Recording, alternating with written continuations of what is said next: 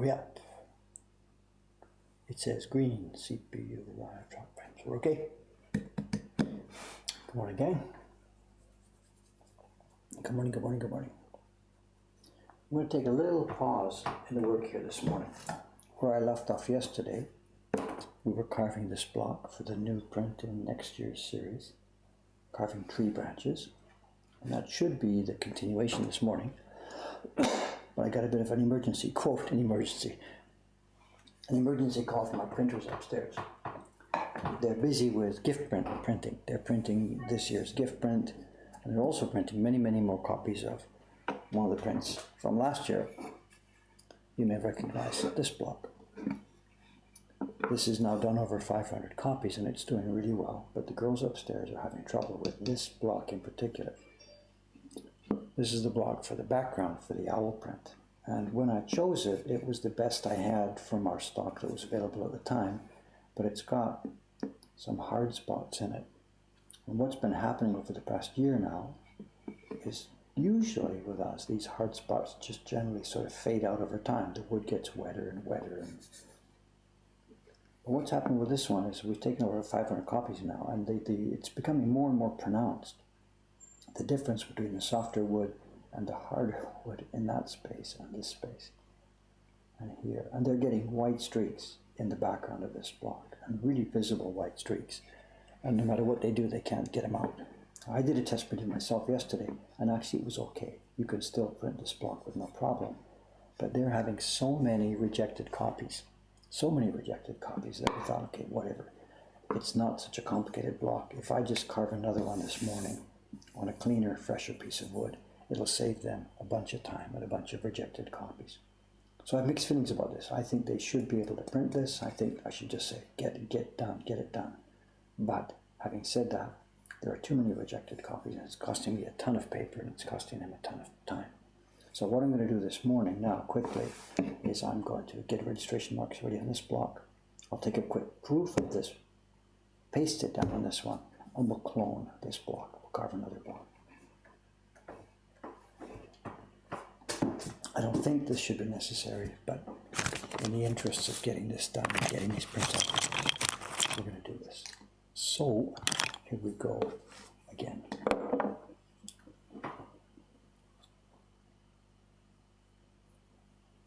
How blue is it in the other camera? I don't know. We've got a color balance here. This is the block here. Don't have good light here. It's too dark. It's hard to tell.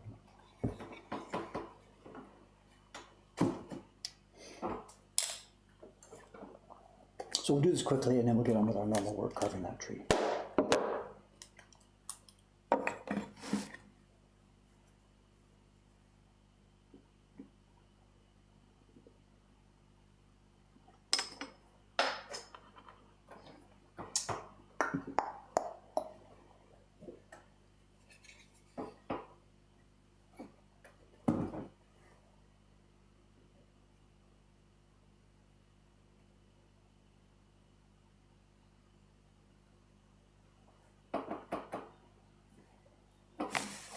Enough jazz. Okay, again, for those of you who are new on this stream, we're going to make a single sharp, loud noise. I have to tap the chisel into the block here, which makes a noise. So if you're in headphones, please be careful. I'm going to use my hammer here. I'm going to count down. 3, 2, 1.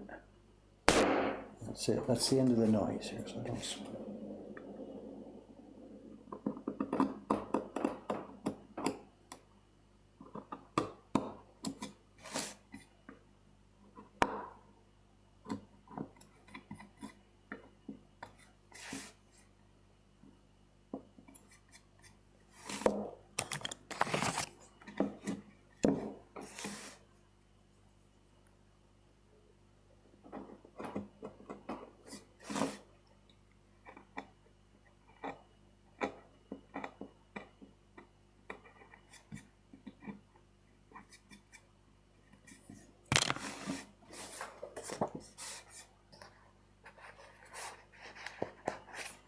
She will go.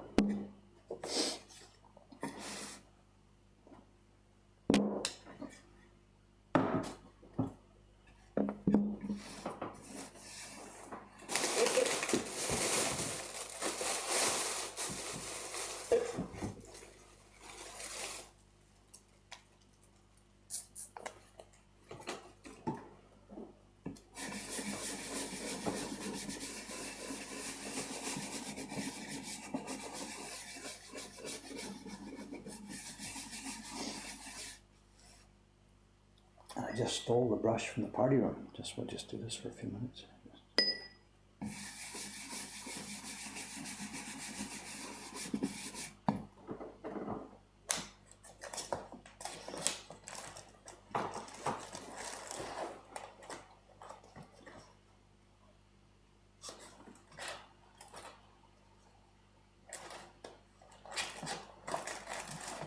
Spare piece of paper.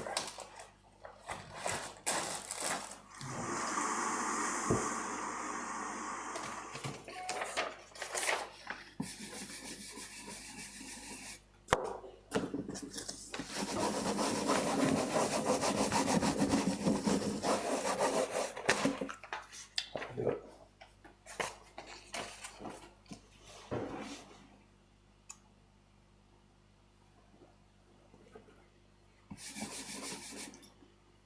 The symbol on the brush looks like an off button.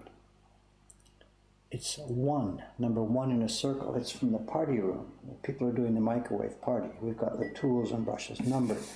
The first block they do, number one, is the light background blue color on the microwave. And this is brush number one. That's all, nothing exotic.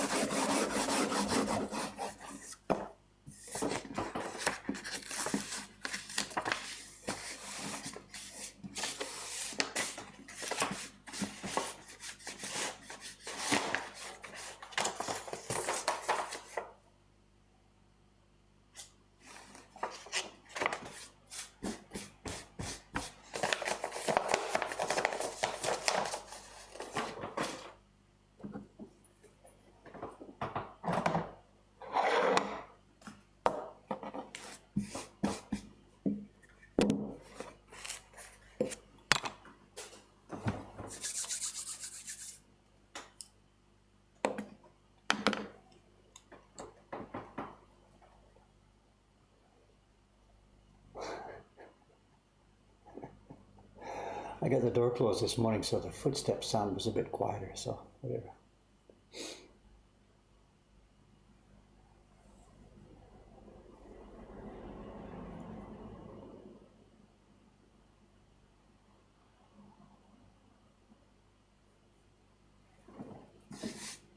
I don't know what it is, something green.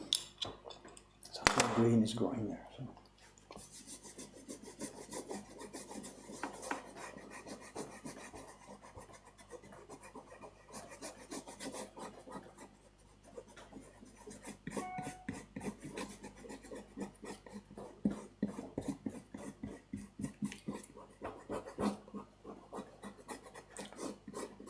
This is a really nice piece of wood, and I had been saving this. I was going to use this for one of the background blocks for the first print in this year's series. Now it's going to get sacrificed for this unneeded job, but you got to keep those girls happy. So.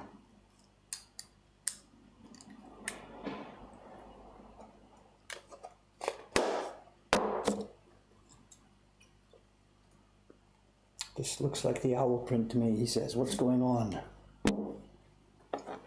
To recap, the girls upstairs are having trouble printing the owls because there's some very hard spots on the block we've been using. I myself last year was able to do it okay, but they're not quite as experienced. We're getting a great many spoiled copies. You can see where there's some hard spots. They show up as a different color here. And these are showing up in the background color of this print.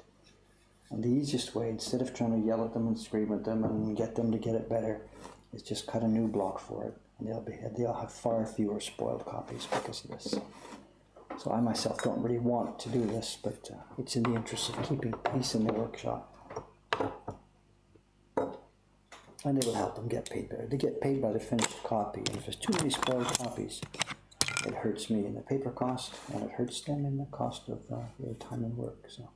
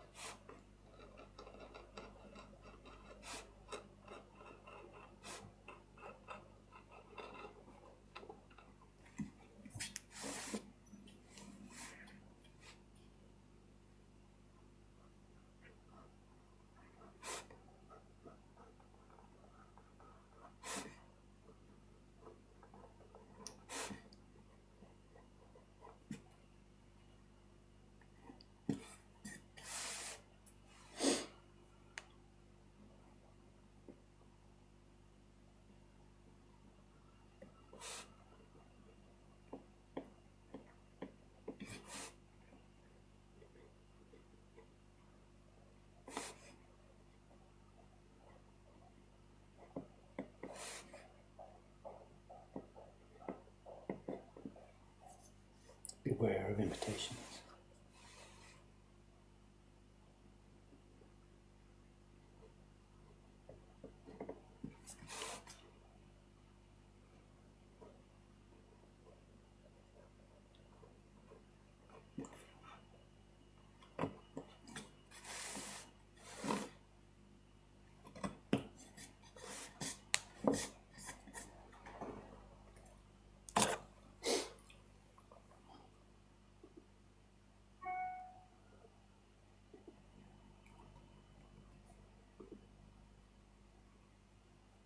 Well, I keep the old block. What we're going to do actually is this. What they've been doing with this one is to make a deeper, richer blue. Sometimes they've been printing this block twice. And what happens is that gives it a deeper, richer blue, but it also makes those differences stronger. So if I can carve this in exactly the same shape, the first thing they will do for testing this is what they will do is they will print the light color blue on the old block. And then they will do a second impression with the new block.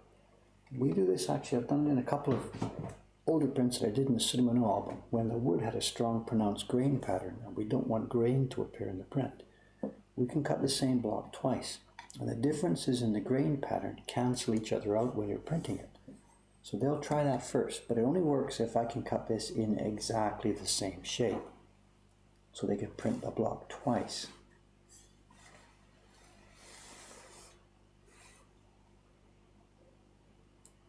If it doesn't work, then they'll just simply use this new block and print this one twice. There's a lot of wibble wobbles on this, so I don't think I can get it really exactly mathematically the same.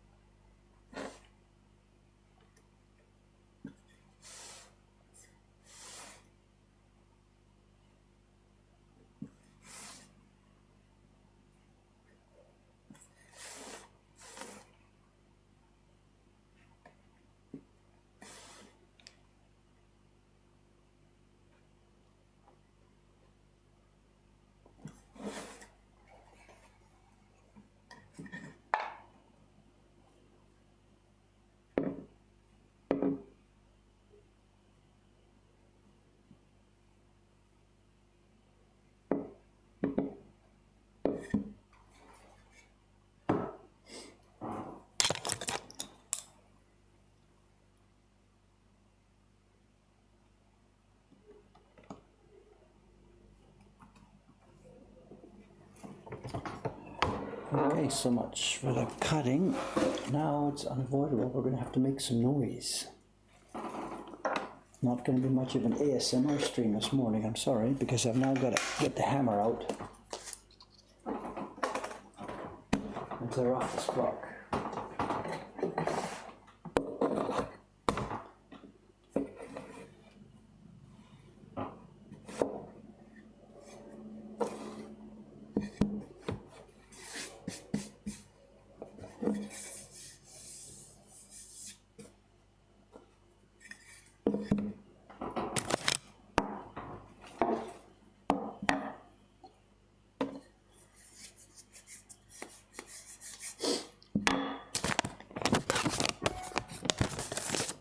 Okay, it's going to get noisy. Not for too long, but...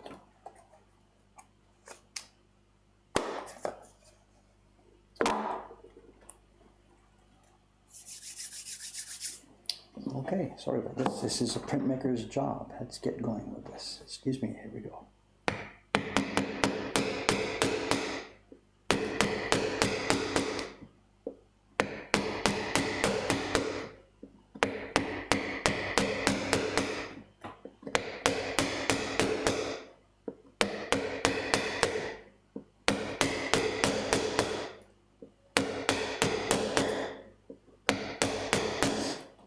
Viewer count drops by 200.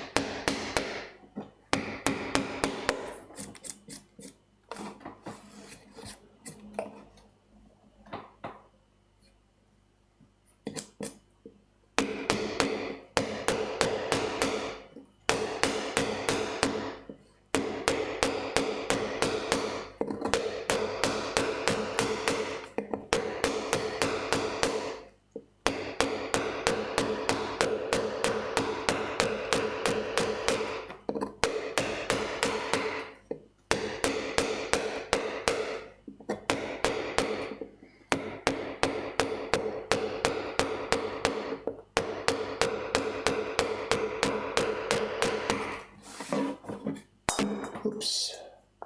Wouldn't that be fun? Smash my glass liter of waters. Those are the moments you're waiting for.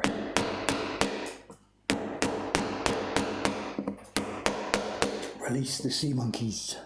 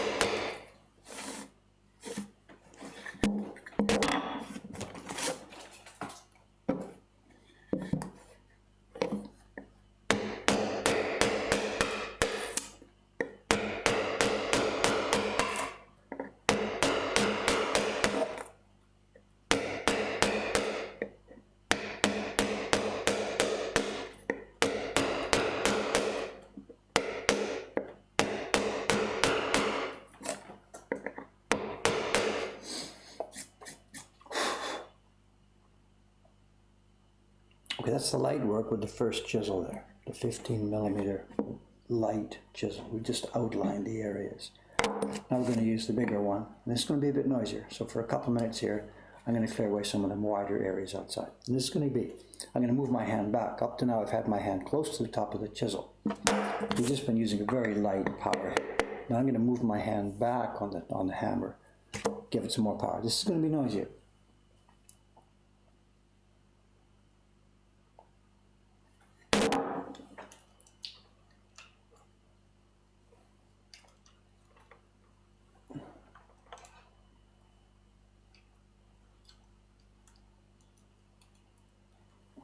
Moving the camera back to make it quieter, right, yeah. Okay, it's a bit noisier here. But again, just for a very short time.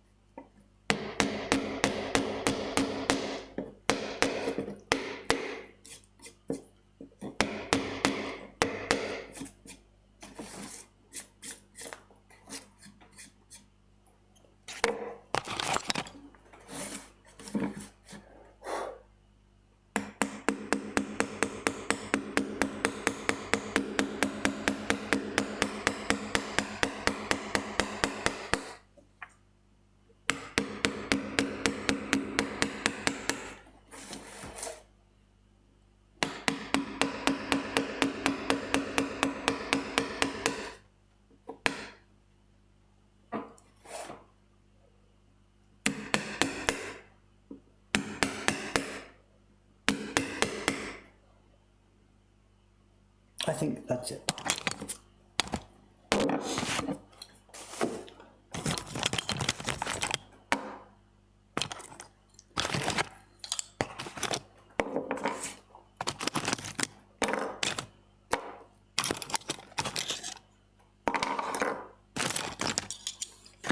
Okay, enough noise.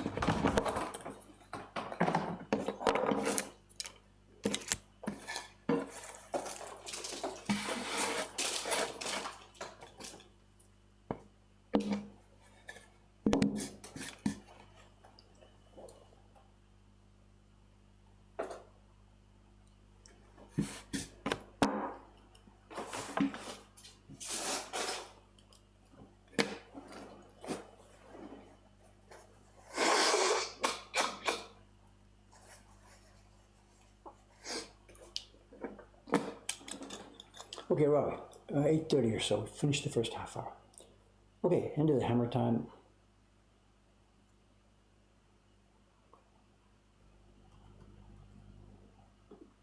Unevenness or shadow in the lower left of the print. No, the problem with the block, as I said, the problem with the block had been up in here.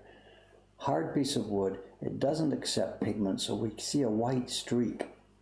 So the paper they were coming up with had white streaks in these two areas. The lower parts were covered by foliage, it was no big deal, but this was right in the middle of the sky, wide open, and they just could not get it to cover up that white streak. I can, but they couldn't, and again, rather than fight with them, just let it go, it's okay. Ideally the wood, you know, I mean, this is what you get with a woodblock print. Wood has imperfections, wood has unevenness. It was my job as the publisher to try and pick a better piece of wood for this one, you know, a year ago. But I just went with what I had on my shelf.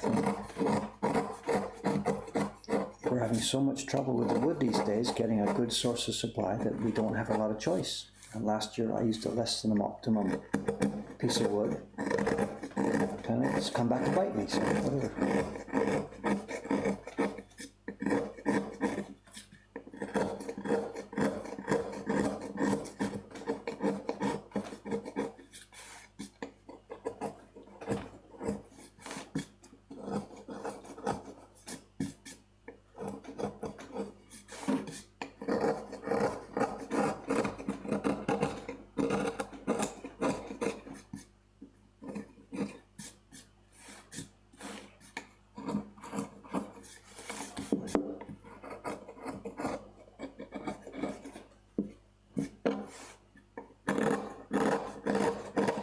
What we've got today, it's 8:30 something now. I'll finish off this block so that Suba-san can get started with it this morning. Then I'll get back to my normal work, carving the color block for the first print in next year's series. We also have a small show and tell. When we left off yesterday's stream, the package delivery man was just showing up, just as we were shutting down the stream. And if he'd have come a few minutes earlier, maybe we'd have opened it up, but we had no time to muck around with it yesterday. Anyway, of course, after he left, we got started, we did some print parties, and then when we had time, we opened up the package from yesterday's delivery. And there was something in it that will really be fun to show you. I know most of the prints in there were just normal common and garden stuff for our flea market, nothing special. There was a package of Adachi reproductions from the 1960s. They're nice, but they're nothing, you know, oh wow, let me show you this neat thing I got. It was nothing like that. But in the packages was one very unusual item. And I myself, I'm not sure what it is. I'm going to show you to this morning. We're going to share it and have a look at it. It's not actually a woodblock print, but, well, we'll see. We'll explain what I get. Maybe when Cameron gets here, we'll do that part. And speaking about Cameron, he's going to be here today, and he'll be here tomorrow. And then he's gone for what I guess is going to amount to his annual holiday. He's a normal employee here, a contracted employee. And as such, he gets, of course, statutory holidays, that goes without saying, but he also gets a yearly vacation, or whatever it's called, you know, a number of days off per year. And unlike most Japanese employees at a Japanese company, he's going to take them. So he'll be gone starting this Saturday for, I guess it's 10 days. Not quite sure, 9 or 10 or 11 days, I'm not quite sure. I was going to count it. And it's had a really, really busy season for us, but whatever, it can't be helped.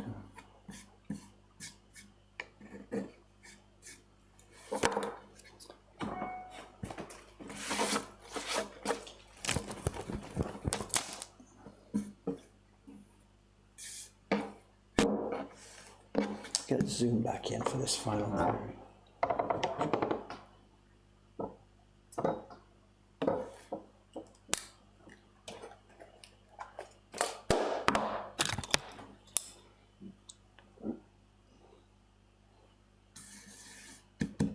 Yeah, Nagara stone. Somebody's talking about this. When we have the streaks, we can sometimes get away with it. In fact, the girls have been doing that. When you rub with a Nagara, the problem here is that the streak is really small and the surrounding area is going to get damaged. There's no way to rub just the hardwood and get it softened up. And what I did earlier when we were first having this problem, I got my knife out and I stippled it. I put small scratches and scratches into the hard area to help it absorb water. And that did help to a degree, but there's a limit to how much I can do that because it's going to cut away wood and make a white hole. So anyway, there are lots of ways to skin a cat and lots of ways to work on this. And as I said, the block itself is printable. I can print it totally okay. But it's just there's too many spoiled copies when the girls do it. So yeah, I'm going to be the order fulfillment man for 10 days. I'm going to go back to my like it was for me. It was all the years I did this. That was my job. So not the fulfillment. I mean, the girls are the ones who do the shipping. Out in Ome, we have a shipping center. They do all the packaging and wrapping and shipping. Cameron doesn't ship stuff. He's just the one who scans over the orders as they come in. I mean, they're already going into our system automatically, but they've got to be humanly touched and followed and answered and checked over. I mean, we're not Amazon. We don't have a totally automated system. We want to communicate directly with the people who order stuff. Yeah.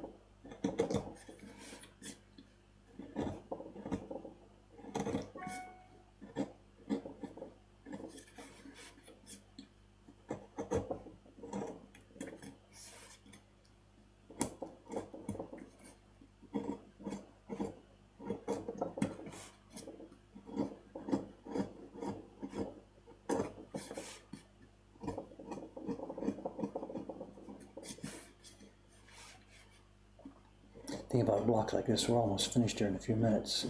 When I think back to years ago, it would have taken me whatever a day's work to do something like this. I don't know, but now just do it, just bang, cut, get it done. Having larger chisels helped. I didn't used to have large chisels at the beginning. I did everything with small, tiny chisels, and things took time.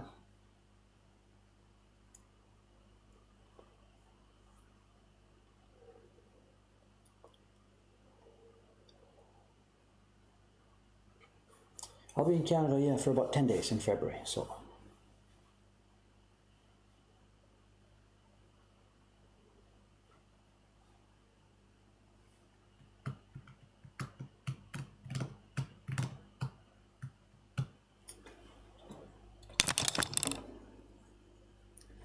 question of framing that print, the spider print, you know, so that you can see all the shomenzuri and the details and stuff. I have no easy answer for that.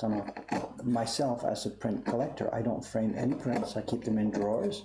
They're out of sight. I don't want to look at it every day. I bring them out now and then, hold them, fondle them, taste them, look at them under light, and put them back in the drawer.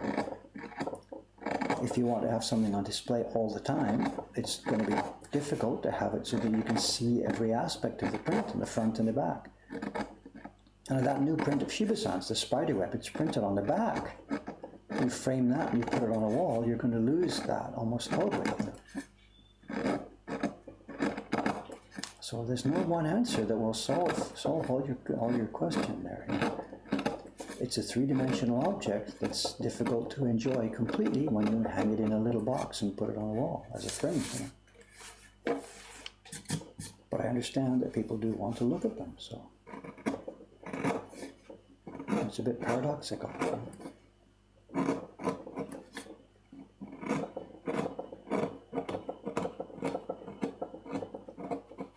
One customer that was here last week, a friend, and what he's done is he has prints, he keeps them in portfolios, and he makes color copies of them and puts those on the wall in a frame. He rotates, just not the same one all the time.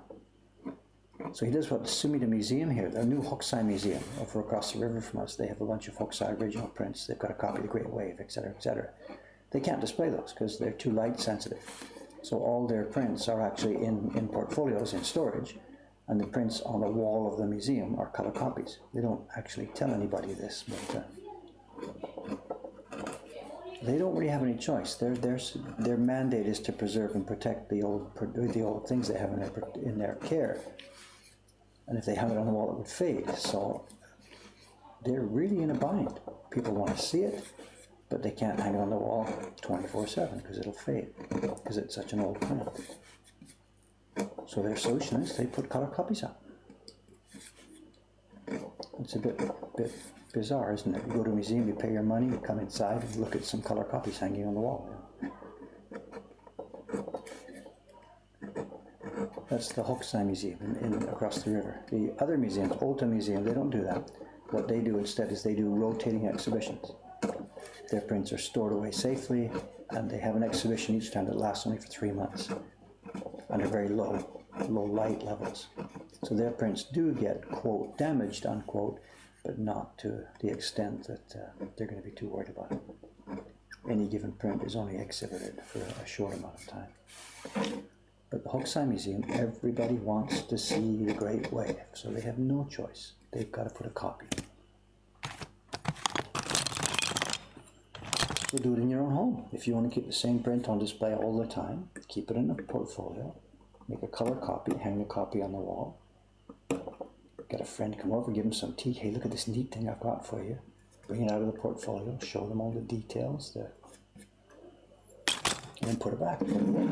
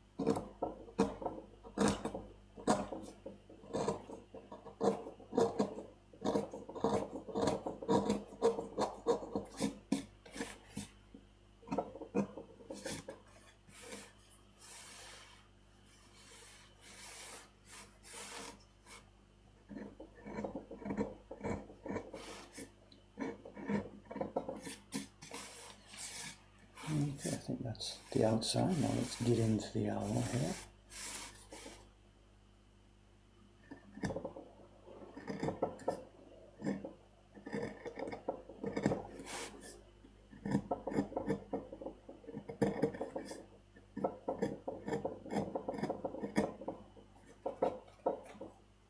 Something's banging. I don't know what it is.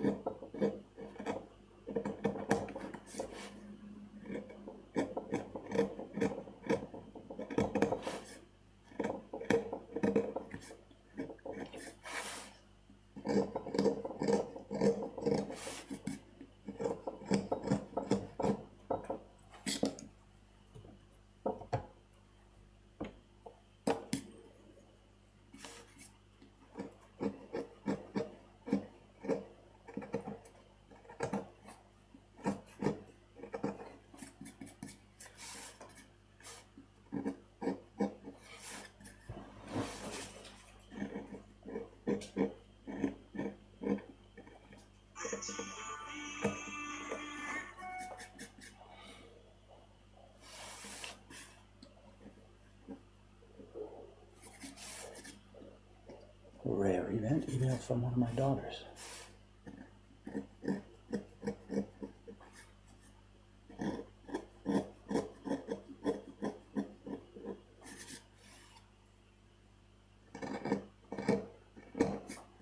Actually, it's less rare these days because new grandchild, so my younger daughter is sending lots of pictures. She's doing good with that. Can't complain, sends quite a few pictures.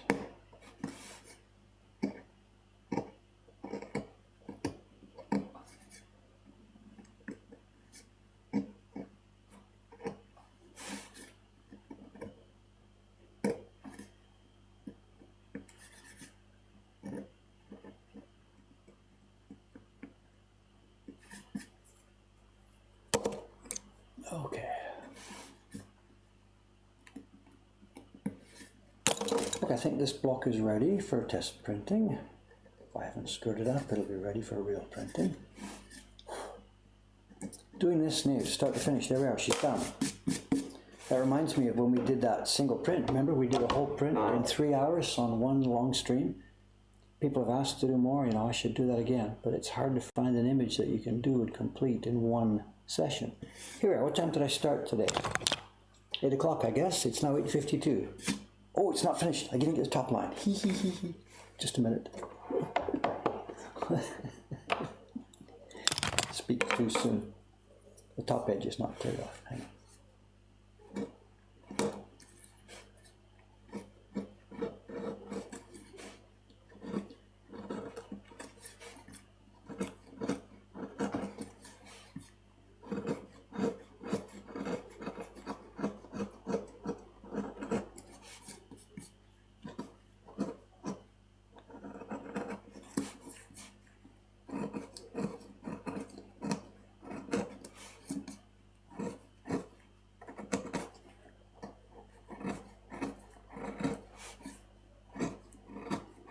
So when Shiba-san comes in this morning, 8:30 or so, here we are, there's a new block ready for her. I can tell her I slaved over a hot stove all night. Crank up the obligation.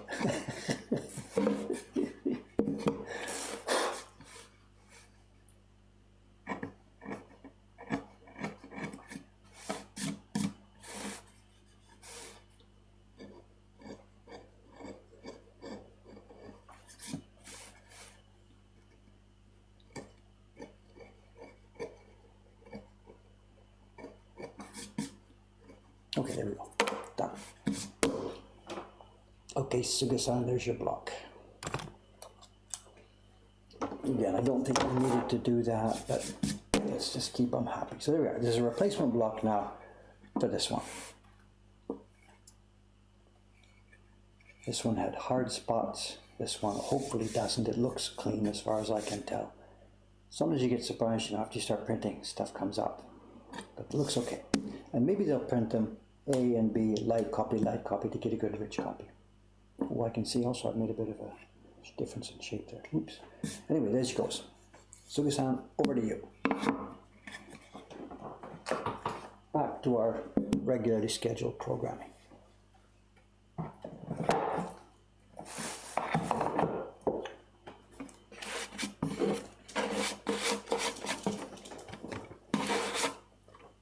So before we do a couple of things, and let's do that show and tell. Show and tell today has two things here. Let me get rid of these chisels.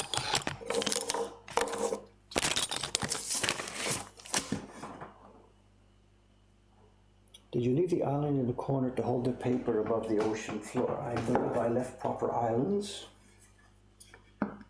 We've got an island at each side so the block is stable. This is printing. Where's my original copy here? There's no real island here. We've got enough at the edge. The paper actually is a short piece of postcard paper, Hagaki size. So the paper will just flop here, but we don't put pigment up at the end here. So no specific island necessary for this one. The owl body doesn't need an island, it's way too small. And paper here would tend to droop, but the right-handed printers won't put pigment up in this area. I think we're okay.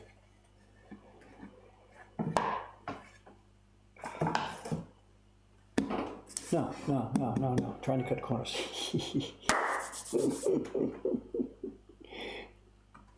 Okay, camera should be here any second, but before this, let me take the camera. I'm going to rotate the camera. So I'm going to show you, it's on the other side of the room. Right across the room from me here, there's a couple of boxes that we received yesterday. This is not flea market goods, this is something else. Hang on, let me put the camera up. There's our shop. Will it focus? It's having trouble focusing, there we are. This is looking down the room. Those are the browser bins across the other side of the room. And right over there, if I move the camera down, are two crates that we received yesterday. And this is washi paper. Came from Iwano-san over in Echizen. And what you see is two crates. They like to pack it separately because one crate gets too heavy. There's 500 sheets of paper there. You can see the size. I don't know, I should go over and stand there. The size is the crates are about 600 millimeters high. The paper is 600 millimeters, 60 centimeters wide, these sheets of paper. It's the size that's called Obiru Bosho. Obiru Bosho. And what I've got here is the bill for the paper. It came with them, of course. And here's the bill for the crates. 2 packages of paper. There's 500 sheets. It's in 2 packages here. 500 sheets, and the bill is 703,620. What's that in US dollars today? I don't know. We're at 110, are we? 703,620 in US dollars is $6,700 this year. Those two crates, $6,700, nearly $7,000. That's life. That's life. That's what handmade paper costs these days. And the cost is going up and up and up every time. When we got this bill yesterday, I opened it up and I thought, wait a minute, they made a mistake. That looks a little bit higher than this specific size of paper used to be. So I asked Cameron, pull out the last two bills for this same size of paper. And he did. It's going back about 4 months ago, and then back about another 4 months behind there. 8 months ago, this was 1,100 yen. 4 months ago, it was 1,200 yen. This time, it's 1,300 yen. They're running the prices up by well over 10% every single time we order this paper. And when we ask them, there's a letter inside, it says, "Mojo akarimasen, and I apologize for this, the prices have gone up again, and this is because of the increase in cost of the mulberry fiber." So they tell us.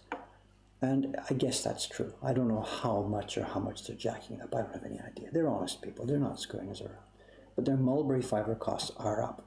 And this is why we are doing what we're doing upstairs. You've seen us. We're buying as much mulberry fiber as we possibly can, even though we have no way to get that paper through into production with these people yet. We are stockpiling mulberry. And he's going to phone us at one point. It'll be next year or 2 years or 3 years. And we're going to put a paper order in. He's going to say, "Sorry, I can't do it. I can't get enough fiber." And at that point, we'll say, "Is that so? Tell you what, I know where I can get some fiber." And we're going to send it to him. And he is going to pay for it. Anyway, there it is. 69, whatever. That's life when you work in the traditional field. Anyway, I'm talking too much. Oh, it was going to be a show and tell. So. The zoom out. Just as we closed yesterday's stream, just as we shut it down, we received 2 packages. I showed you, maybe some of you thought I should open them at that time. We didn't have time. One was a package of Adachi prints, just the normal type of Adachi stuff that goes into our shop all the time, 1960s era reproductions. They were okay, nothing special. They're really nice prints. We paid a fair price for them. The people will pay a fair price for them in the shop here. We'll make a nice profit. It's good, part of our normal business. But in there also was a few more things. And these are going to go in the collection. And what this is something that used to be a common article of commerce back in an era, the generation before me maybe. This is what's called chiogami. Chiogami. Don't confuse it with the chirimen gami, the stuff that looks like crepe paper. This is chiogami. And what these are sheets of decorative paper. These are made by the woodblock technique. They're carved and printed in woodblock. You can buy such things now in a modern stationery store. They are printed, of course, with offset printing. And they're decorative paper, and how they are used is a number of ways. It's usually a sort of handicraft approach, women and young girls, whatever. They will be making dolls out of folded paper. Or maybe a woman will make a little box for her sewing goods and stuff, and will paste paper around the outside of it. I think Westerners do that too. I forget the name for it in the West. When you paste paper onto an object to cover it with some kind of nice pattern. And I'm not sure the era of these. My guess is, I don't know, I shouldn't just guess out loud. Looking by the paper quality, I would say pre-war, but it's still a bit too white. It's also hard to say because these companies made this stuff. Once they've got a block carve, they would just publish the same design again and again and again and again for decades. It's Edo Chiogami. And it's a copyright, it says here. Don't reproduce this. And it's Isetatsu. And Isetatsu is still in business. They're still in business here in Tokyo, and they still sell some woodblock printed papers. They also sell a bunch of offset papers. I think they've got a website. I forget what they are. If you Google Isetatsu Tokyo, it should come up. And they have a website where they sell these printed decorative papers. And people would buy these. They would go to the shop and buy 10 or different ones and get them home and get their box and get scissors and chop it up and paste it on. So it's not so common to find nice sheets. still left. And these are nicely carved and nicely printed. This is a set of kanji in Chinese, I don't know, a traditional archaic Chinese style. And I can't read most of these. That looks like maybe Yorokobu. I don't know. I'm sorry, I don't know. I'm out of my pay grade trying to read that. Most of them are decorative objects. And again, somebody who really knew what he was talking about could really identify what all these objects are, because there's a meaning behind all these things. There's a meaning behind every single one of these. This is the folded paper hat that we see Momotaro wear. This is a radish. This is the hammer that Hote shakes to bring wishes. There's another peach, Momo. Maybe these are folk tale images, quite related. This is one of the things that they put strings on top of a koto. I forget the traditional meaning of that. Again, I should have studied this before, because each one of these things does have a meaning that a person could explain. Oh, here he is, the man himself, Cameron.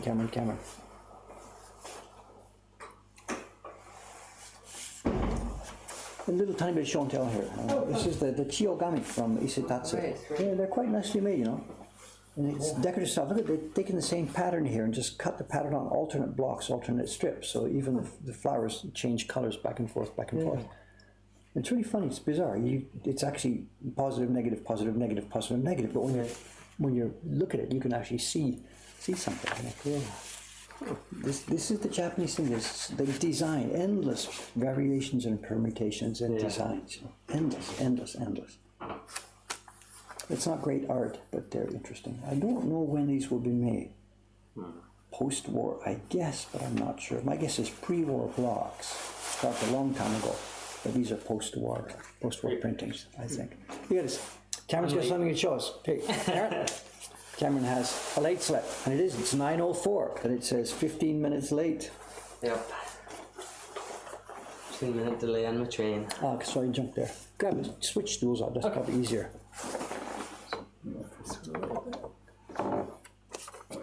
Were you printing? I was carving this morning. What I was doing, here's his late slip. It says he's allowed to be 15 minutes late because there was a delay on the train. There's a bunch of new people here. They might need to explain what this is. Yeah. No, I was carving. What we did was, Super-san, we here last night when they were complaining, the girls were complaining bitterly about the owl block. Oh. Yeah, the background block for the owl has these two hard spots. They've been complaining about it for a year. Yeah. I know. And the thing is, they're getting so many rejected prints. I'm paying a fortune for this paper. Right. So what I did this morning, I just sat down and I pulled a new piece of wood, which we were saving for this year's subscription series. Oh, no. Oh, yeah, someone's going to shoot me. And I just carved another owl background block. Oh, wow. And they can either print it A lightly, B lightly, or if it turns out to be good enough for itself, they just print it with this one. Oh, So when Tsuki-san gets here this morning, if you see her come in, ask her to come in. And I can tell her I slaved over a hot stove all night making this block. And we did it in the stream this morning. I started at 8 o'clock and it's done. Oh, wow. That reminded me, we should do another one of those streams, you know, Yes. from start to finish. People are asking for that. And The people are also still waiting for the first one.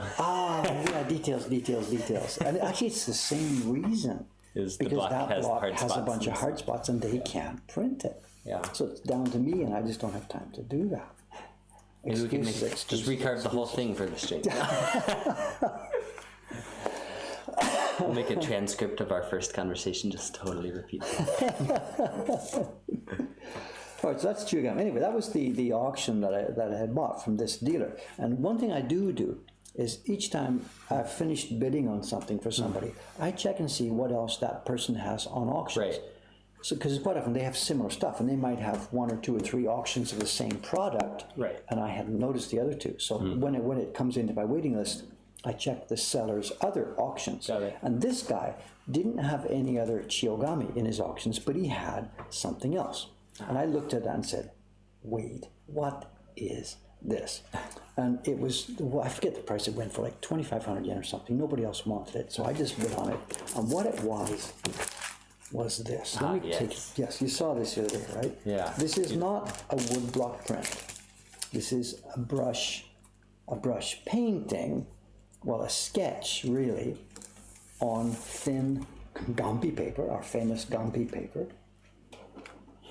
And it is incredibly nicely, beautifully done. And what this is the kind of thing that would have been used in the Meiji era as a mock-up for a print, or the first, what do we think about doing this as a woodblock print? Maybe the publisher has asked the designer for some ideas and the guy sends in this as a rough, or maybe they've already been through that stage and the publisher said, okay, yeah, we can use this, do it up for me, ready to go, because this is pretty much ready to go. That'd be a lot of bokashi, it looks like. Now, back in Edo time, they didn't work up a color finished version. The designers just gave the key lines that went to the publisher and away they went. But starting in Meiji, we're now in an era where they're wanting to see the finished print before they start. And people are doing watercolor paintings, watercolor drawings, which are then go to the publisher, and the publisher then extracts the information. Zoom in a little bit, they're asking, so I can see the painting a little better.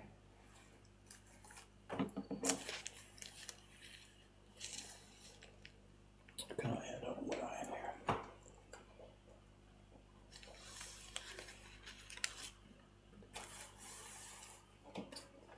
Move the camera, hang on a sec. Calling in a note from my mother. No, it's from the train company. They were talking about how, was it earlier this year, last year, train left early and apologized. That was the same train line as this one. Today they were late, sometimes they're early. But anyway, sorry. So this is a finished watercolor drawing. I wouldn't say painting, it's on paper drawing, that would have become a woodblock print. And it's beautifully, absolutely gorgeously done. If you had just shown me the face, I'd say this is Ogata Gekko, whatever. And of course, there's a piece of paper stuck onto it that says Gekko with his seal. That doesn't mean anything. I'm not jumping up and down. This is an original hand drawing from one of the ukiyo-e masters himself, Ogata Gekko. Could be, or more likely, it's just from his studio. Because all these guys had apprentices all over the place. And one of the apprentices' main work is just sit there and practice recopying the master's, or the boss's drawings until they got good enough to help with them. And then at some point, Gekko would do a sketch, and the apprentices would finish it up, and out it goes as Ogata Gekko's work. So I could easily believe, and the face and the lines is totally 100% Ogata Gekko style work. So I would guess this is a sheet from that workshop. Yeah. But it's possible it's not. Anybody, you could sit there with a brush and practice copying, drawing things that look like, that's what Jed does. Jed copies Kuniyoshi. Day after day, he was doing this at the beginning of the Heroes Press. Yeah. He'd Google some Kuniyoshi stuff, trace it out, trace over the lines, and draw it and draw it and draw it. Get used to the style. That's how you get the style handed down. So what we have here, I don't know. I'm not jumping up and down. Oh my God, we've got something worth a fortune. I don't care. But it is so nicely done. We've got to scan this and get a bit of higher detail. I don't know how far I can zoom in before it breaks up here. Yeah. But this is so nicely done. Yeah.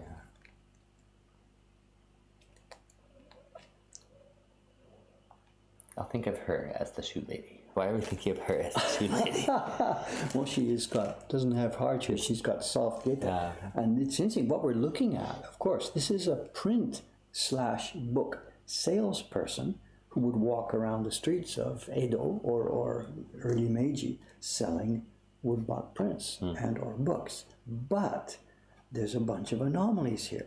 She's got her shop on the back, and we see lots of illustrations of this sort of thing. It's basically a bookshelf. Right. And people can pluck from the back, or the person can put it down on legs on the floor, and you can stand there and do a spot sale. But what are we looking at? It looks like a building, and it says Yoshiwara, and it's got the fire protection buckets full of water in here. Yeah. This is not your typical little bookshelf that a bookseller would walk around town carrying. Right. So I don't quite get what we're looking at here. Now, one thing, when I got this yesterday, I thought, okay, maybe this did actually become a woodblock print. So I went over to ukiyo-e.org and Googled up Ogata Gekko, 1,200 images. I didn't have time to search through them, so I put some keywords in, a seller, a print, whatever, blah, blah, blah, and couldn't find anything. Huh. But the search is only beginning. See if we can come up with this somewhere else. Did it ever become a print?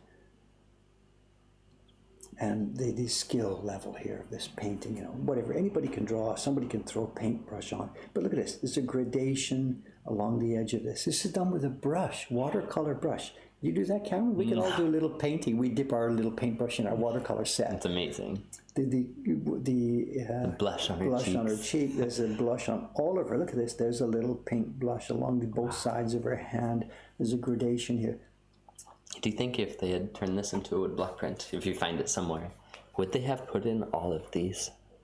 It's all a question tiny of time and money. bokashi. In the era, if you go to Ogata prints in general, yes, they are done at that level. This is an era when we had lots and lots of craftsmen available, discerning customers, and yes, this would have been what it would have looked like. So, except this is blurry. It would have been sharp and clean. Right, because it was carved lines instead of. And we also got, he's drawing with white pigment here. Some of these dots are white dots, white pigment. At the time it came to be a woodblock print, they could have been cut in negative, or they might have been done with white pigment. I don't know. Yeah. And the kimono pattern is lanterns. And every one of these lanterns has a different color and a different shape and a different orientation and a full little range of color tones. Wow. This is so much fun. It's so neat. We paid a couple of thousand yen for it. Yeah. Nobody wants these things. And a dealer would say, yeah, it's fake, it's not real, I've got to get go, it's fake. It's still a real beautiful piece of paper. I don't care. A man took a brush and painted such a beautiful object, and that's enough for me. You know, it's just so gorgeous. Mm-hmm. Are we going to break They're quiet today. They're watching, as I would be, you know. So even the prints she's carrying, each one is yeah, different. they're done. So the guys, it's prints within prints. You know, if I slide down to the bottom here, the prints she's carrying. I wonder if they're Ogata Gecko prints or whatever. I don't know. No idea. They look like actually early ukiyo-e Kiyomasu, Kiyonobu, stuff like that. So. Is it showing well? Is it blurred? Camera's okay? It's not too bad. No, it looks nice. That's one thing. If we ever had time, if we had resources, we could, of course, photocopy this, do a sketch on top of it, cut some blocks, make a new gecko print. It would be a wonderful project, you know. Yeah. How many blocks?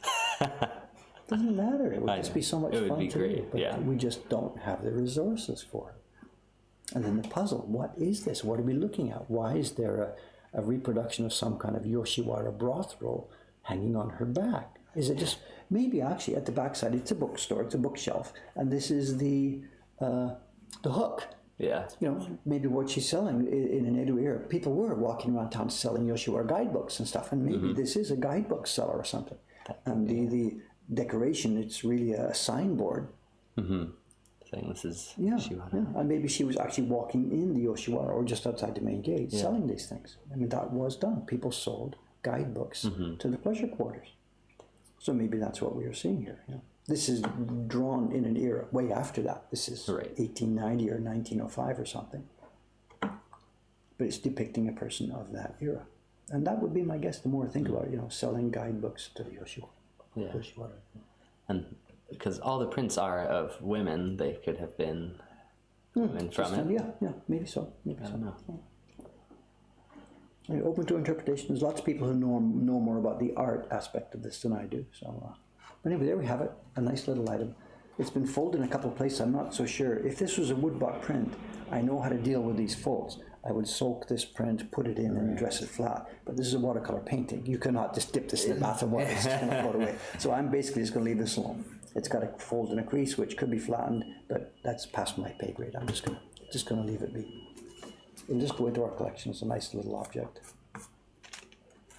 And with the thought that one day maybe we could maybe make a print of it. Yeah. Gami suggests framing it and putting it on the wall here in the shop. No, it's going to fade. This is delicate watercolor painting. It would just fade to nothing. No. No framing. No framing. We'll talk about it. Maybe we'll put it in a video. We'll do a David's Choice or something someday, somewhere, somehow. I don't know. HB Thingy asks, do you think this paper was sized, even though it was a watercolor painting? It sounds crinkly to me, so I believe it's sized Gumpy. Yes, sized Gumpy. Okay. Yes, scanning it, that is in the plans. So make a scan of it. It may be sized. There's a bit of speckle and sparkle on top that makes me think there's alum in there. But again, I don't quite know. And we're really not going to fool around with it too much because this is a delicate object. Yeah. Much more delicate than most of the woodblock prints we deal with. Yeah, on thick washi. This is nice, thin. And that we know can go in a bath and stuff like that. So, anyway, there you have it. Cool. Ogata Gecko original drawing. Maybe. Maybe. Yeah. I'll check with myself. Okay. Thank you, sir. And then now, Hontoni, back to our regular scheduled programming. So back to my trees here. Back to the trees. Happy trees? Oh, now that you mention it.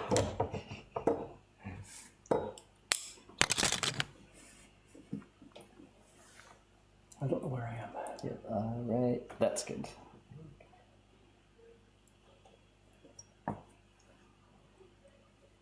Are we okay? Somewhere Yeah. You're off to the side of my window, so Okay, that works. good. So we got a few more minutes left to do this? Yeah. What time's it now? 9:15. 9:15, okay, Yeah. good. Couple, see, before I forget, you've got one more day here, right? Yep. Before it's the end for you. For a week. So, for 10 days or whatever it is you're Yeah. on. And a couple of things before you go. Yeah. Absolutely, we got to figure out a couple of things. John Becker's coming while you're gone. Yes. Is that sorted out? I've been Is the talking rental with made him. and- He okay. wants to wait to make the rental until tomorrow. We have to give the company a full week's notice. Okay, but anyway, it is happening. So yeah, it's not yeah, just, it is okay, happening, yeah. I was just afraid you're No, going to I've go been in on and it's- contact with him. Okay, that'll be good along.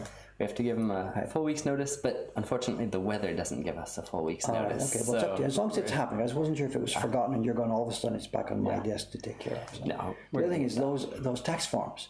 Yes. The folder is still sitting there. You're leaving tomorrow. And I talked with the staff yesterday, and I'm going to come down again and Okay, what I tell was the staff. thinking, I know, whatever, get some brown envelopes. Yasui, Ishigami, they just put a name on the inside, put their form Okay. inside for each person. Yeah. Go to the copy shop, photocopy instructions, or bang, one for each person, and say return to Cameron by the end of the month. Okay, that works. Because it's just sitting here on the counter. It's Yeah. still going to be there 2 weeks from now when you get back. Yeah. And you guys on the stream, anything else I should be talking to Cameron's son about before he leaves for 10 days?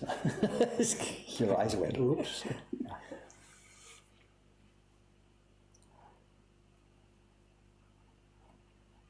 Like we could tell, we stopped making orders for 10 days. That's not what we want.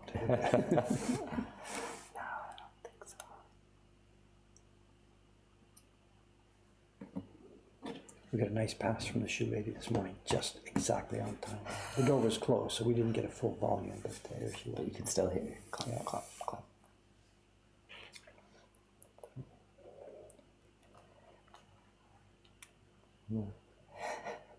Make more clones so they can come in on my behalf. Clones. But what am I doing for for the week? I've got all my brothers and sisters are coming.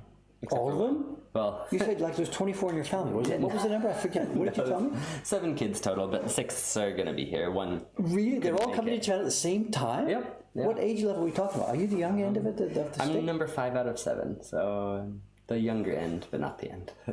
So, how can they arrange to be here all at the same time? Lots of heads up, I guess. Yeah, really.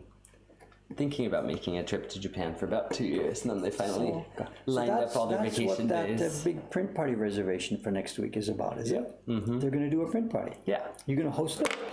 I've never done the Namingana before. Or the microwave.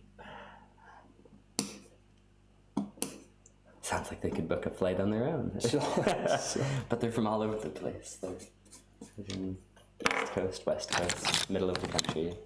so it's a family reunion, really, but happening in Tokyo.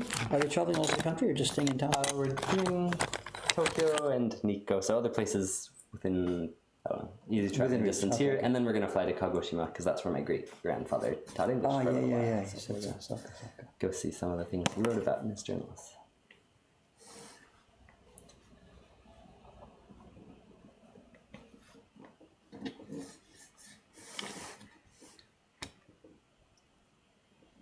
It'll be fun. And none of my daughter. Oh. That's a male action this morning. none of my siblings have met their newest nephew yet.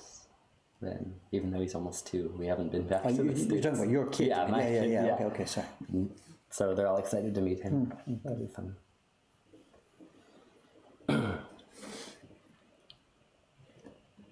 Oh, he was born here, right? Mm-hmm. Yeah, Soka. That doesn't give him Japanese citizenship, does it? No. Not quite so generous with citizenship as the US is. Of course not. For a while. For a while, yeah.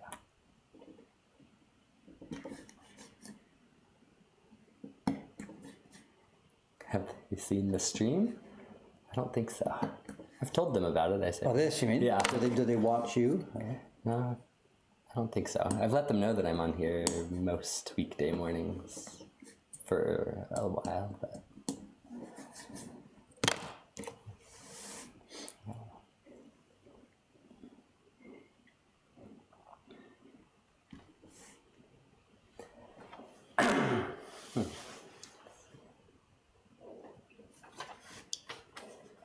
Maybe I'll frame this too.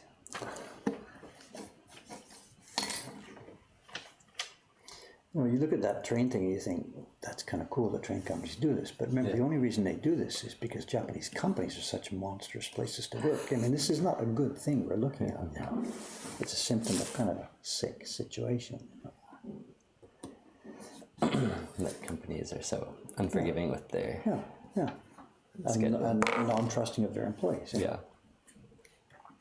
And there's a reason that doesn't happen in other countries, because other countries have perhaps a bit more humane way to deal with employees. I don't know. Mm-hmm. So it's all fun to laugh at these things, but it's actually Yeah.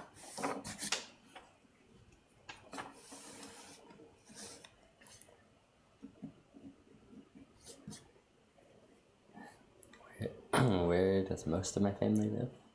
There isn't one place where most live. They are all over. California, America. Utah, Illinois. Yeah, they're all in the U.S. Illinois, Indiana, North Carolina, Georgia. Is this going to be one of those family reunions where Connecticut. you all have to decide not to talk about Trump or something? Is there people on both sides of it, do you think, or you don't know? I don't think so. Because, recently in America specifically, Thanksgivings and Christmases can become really, really, we know, really Yeah. difficult among families. Mm-hmm. Yeah.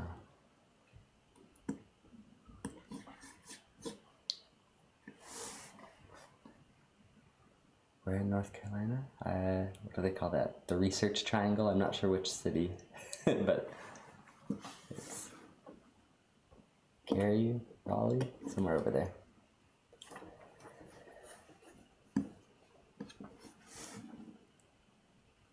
Now they're all gonna watch the stream and be like, "Why'd you tell everyone my address?"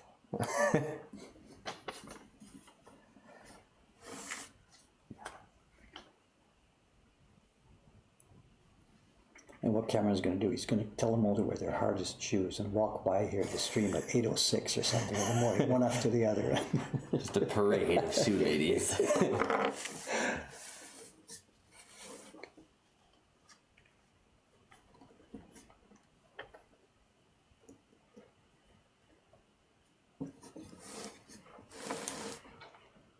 Shoe women. Yeah.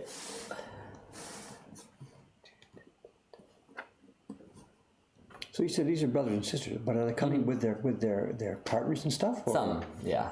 Some are coming. So there's a ton of people coming, actually. Yeah, I think they were going up to Nikko so that we can see more. We're actually going to rent a car, but I have to rent a 10-seater car to fit us all. Well, of course, with that many people, cars end up being much cheaper than trains. Yeah. Yeah. Of course. So, is it a day trip up there? Or are you staying up there? Yeah, we're going to spend a whole day up there. So where are they accommodating when they're Actually, here? Could they in maybe Asakusa. or something? Or? A little bit on the far side of Sensoji, but in Which one? Asakusa area. Which place? I'm not sure. But It's an Airbnb or a... and yes, a different company, but the similar. Okay, concept. Yeah, Home Away or something like that. Oh, look at this, a package. This is becoming a daily routine here. This is the same lady who yesterday brought those 2 packages.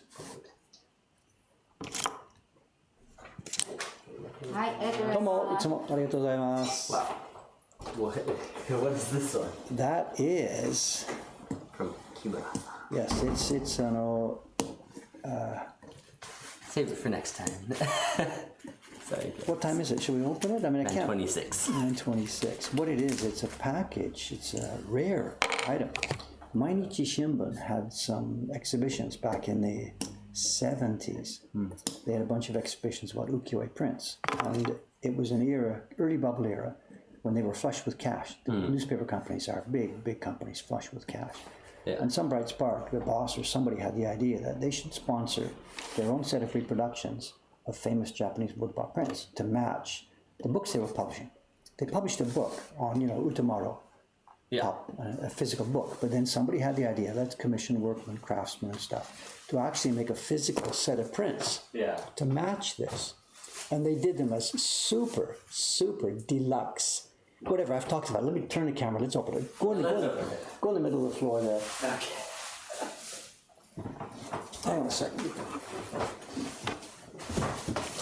Maybe back towards it. A bit farther away, so it's going to be too close to the camera. Got it. Unboxing! Unboxing videos.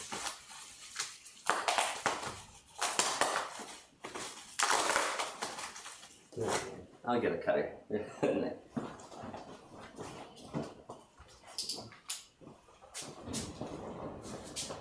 Well, here's the kids. Here's the kids. Is it? Do we have time to do this? Am I getting in trouble? What is it? Time to do this?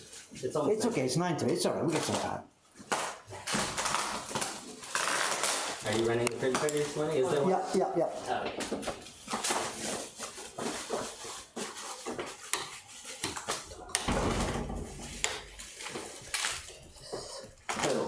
Come on in. Quick and fat and height.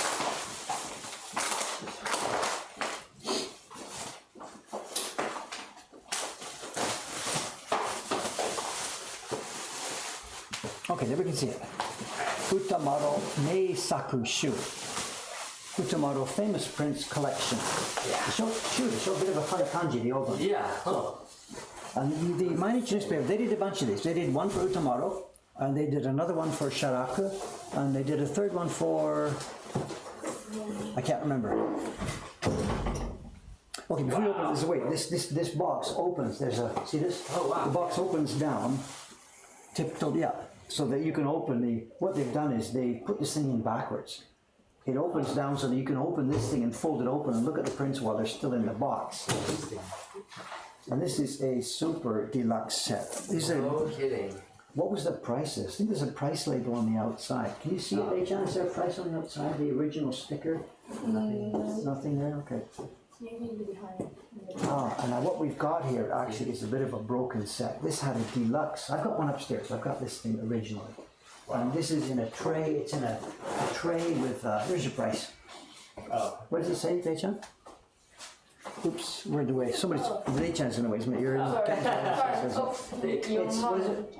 485,000, 485,000 yen. But this is what year? This is, what is it here? Can you see this? I'm looking at this sideways. Showa here. 58年. Showa 58. Oh, Rui-chan, good morning, good morning, good morning. Hi. Is that right? Showa 58. Somewhere in 1980, I don't remember exactly. So somewhere around there. So. Oh, they're bidding. Somebody's going to pay $50 for this. Wow, we've been offered $50. Wow, $50. Sorry, let's take off this. Now the price, so today's, it's over $4,000 at today's rates. And unfortunately, the box is broken. I think there's a couple missing. I'm not really quite sure. I'll have a look at this. And they are nice reproductions. They took a good level of skill here. I think they're glued in. No, they're not glued in. We can take this out. Good. Where am I on the camera? There we go. They are real size ukiyo-e prints. They've done with a good mica background. Oh, it looks like the mica's been scratched up a little bit. It's antiqued. That's the way it's done. Oh. Antiqued. And what I was mostly afraid of with this set was that it would be foxed, and it looks like, at least the first ones looking at, are not foxed here. So, very nice. So far, so good. So far, so good. We'll have to count how many there are. Yeah. I already have this set upstairs. I've got this set in our collection in perfect, beautiful condition. So we have one already for our collection. My problem here is that if this is a broken set, then there's no problem. These prints can go one by one into our shop. We just get rid of the box. Right. But if it's a full set, if there are 24 prints here, then what do we do with this? Because it's not so good to break it up. This is a fairly rare item. Oh, look at this one, look at this one, look at this one. Oh, look at this, they've done, I think they used Takamizawa's work on them. The way that the colors have been put on these things is the same way that Takamizawa did it. They put a gradation around each one of the color areas on the kimonos to make it look like a print that had been aged. There was no printing done like that back in the old time. But this was Takamizawa's mode of operation. Good. Okay, yeah, when we get some time later this afternoon, we'll crack it all open and see what kind of condition they are, see what we've got. And I really don't know what to do with it. It's not fair to break it up, you know. If it's a full set. Yeah. It's a full set. It's not going to break it up, but to set it as sell as a full set means it's going to be one, expensive because it's a set, and two, we've got shipping. It's got a huge shipping problem to ship it over to whoever wants to get it. So I don't know what to do with it. Anyway, we'll see. Okay, guys, sorry about this. I really shouldn't have opened that up and cracked because I'm not ready to talk about it, but whatever. Anyway, we got to go. We got a busy day in the shop here. Staff is gathering. We're going to get ready for the first print party in the day. Tomorrow I'll be back here, same time, same station, carving again on this block for the first print in next year's series. In the meantime, have fun. See you again here tomorrow morning for Cameron's last day before his big family event. Okay.